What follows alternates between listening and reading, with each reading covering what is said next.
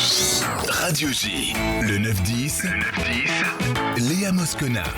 Judaïsme et questions de société. Nous sommes en compagnie du rabbin Jonas Jacquelin. Bonjour monsieur le rabbin. Bonjour Léa. Vous êtes rabbin de judaïsme en mouvement. Nous rêvons tous, monsieur le rabbin, et on apprend que le rêve, lorsqu'on lit la Torah, que le rêve a sa place, a son rôle. Donc nous en parlons ce matin, si vous le voulez bien.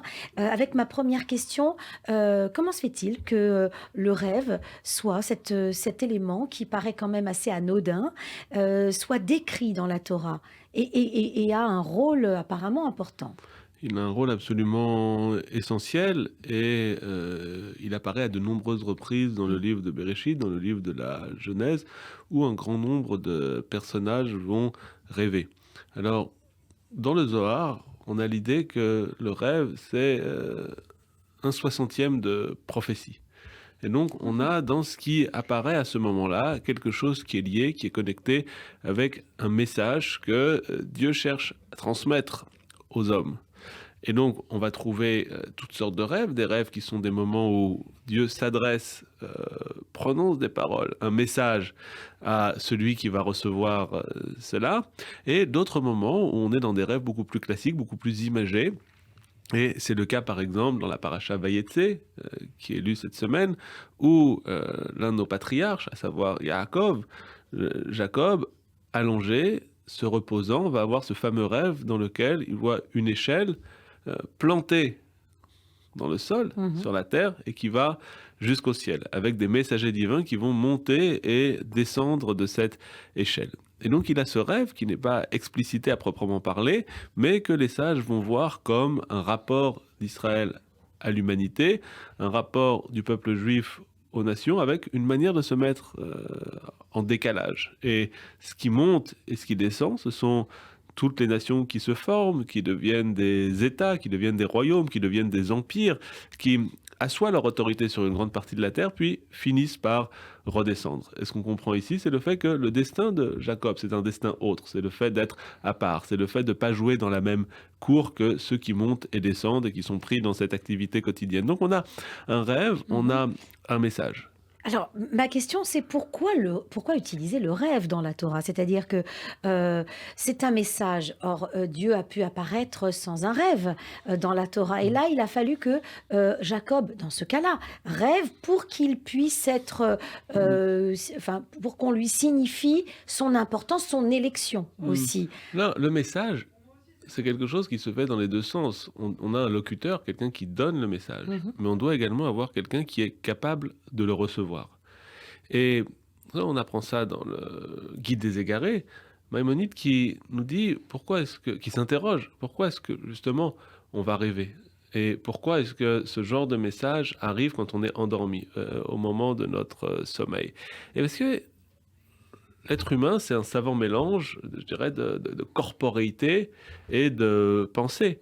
Et il y a un moment où, lorsque le corps est éveillé, lorsque le corps fonctionne, il ne laisse pas toute sa liberté à l'esprit, il ne laisse pas toute sa liberté à la pensée. Et on a besoin d'un moment, d'un relâchement de la conscience, un moment de relâchement des organes physiques, d'un moment de relâchement du contrôle du corps sur l'esprit, pour que justement la pensée, la mémoire, la réflexion puissent être entièrement libres, et à ce moment-là, débarrassés de ces contraintes, on peut avoir un accès à des choses qui ne seraient pas forcément accessibles quand on est embourbé dans le quotidien. Et donc à ce moment-là, on a les facultés imaginatives qui se libèrent et la possibilité de voir des images, d'avoir des métaphores, des méchalim, des exemples qui nous sont, des paraboles qui nous sont données, et d'accéder à quelque chose qu'on ne verrait pas forcément, parce que bien avant Freud, bien avant l'approche psychanalytique des choses, la Torah et les sages sont conscients du fait justement qu'on a un inconscient,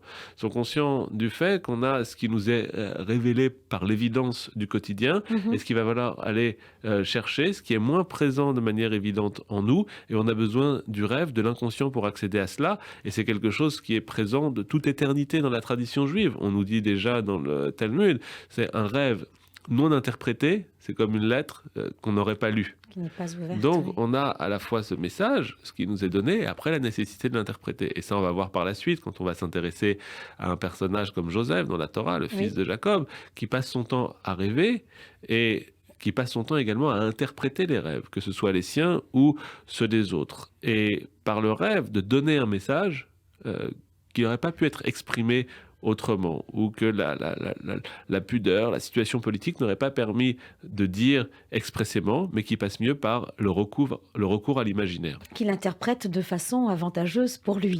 Qu'il interprète de façon avantageuse pour lui, mais on va dire, vous savez, il y a toujours dans Berarot, on parle beaucoup des rêves, et on nous dit, on parle d'un homme qui a rêvé, qui allait raconter son rêve à 24 sages différents, et qui a obtenu 24 interprétations différentes. Oui, c'est ce que j'allais vous dire, monsieur le rabbin. Donc, si on considère que le rêve, c'est un message, c'est le message que nous voulons bien entendre. C'est ce qu'on voit. Et il y a toujours un passage très célèbre dans le Midrash de cette femme qui rêve, qui va voir un sage qui lui donne une interprétation, et le rêve se réalise selon son interprétation, qui rêve la même chose, qui retrouve le même sage, et qui lui redonne la même interprétation, et le rêve se réalise selon la même interprétation, et qui fait une troisième fois le même rêve, retourne voir ce maître, mais tombe sur ses élèves qui donnent une autre interprétation, plus négative celle-là, et apprenant cela, le maître les sermonne en disant « Malheureux, vous venez d'entraîner la mort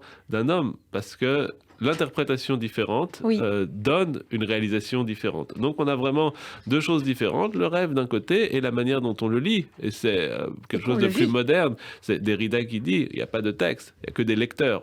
Et pour le rêve, c'est la même chose, je serais tenté de dire. Il n'y a pas de rêve, il n'y a que des interprétations des rêves. Oui, ou comme l'art, par exemple, ou la beauté qui est dans les yeux ou le regard de celui qui l'apprécie, qui le regarde aussi. Merci infiniment, monsieur le rabbin. Donc on aura compris que lâcher prise et interprétation de rêve étaient déjà dans la Torah avant même que l'on l'explique ou que l'on l'invente. C'est dans les vieux pots qu'on fait les meilleures confitures.